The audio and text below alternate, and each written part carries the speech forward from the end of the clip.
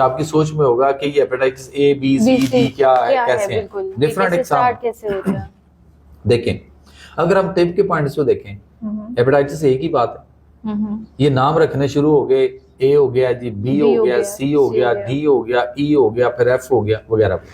एक वक्त आएगा, पता नहीं हम और आप हम होंगे या नहीं होंगे, लेकिन ये वीडियो अगर इसी तरह रही सोशल मीडिया पे तो आने वाले किसी कल में ये डबल ए भी आएगा हेपेटाइटिस, और डबल बी भी आएगा, डबल सी भी आएगा, ए टू जेड तक इन्होंने ले जाना है।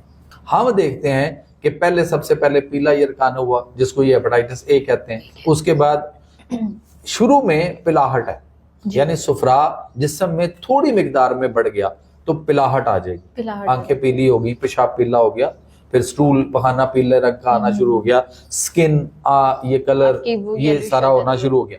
अच्छा, यही अगर सुफरा बाइल ज्यादा और बढ़ता रहा, रुकता रहा, तो फिर ये ज्यादा डार्क येलो में जाएगा। जब हमारा ब्लड और रेड है और वो जब ये दोनों कलर मिलते हैं तो फिर हल्का सा नीला कलर इख्तियार होता है, नीला यरकान, वो कहते हैं हेपेटाइटिस बी हो गया। ओके, फिर जब ये और बिगड़ता है और बढ़ता है तो पीला और नीला और ये कलर चेंज होते जाहिर है ब्लैक हो जाना है। जब वो ब्लैक हो जाएगा तो फिर उसको कहते हैं काला यरकान हो गया।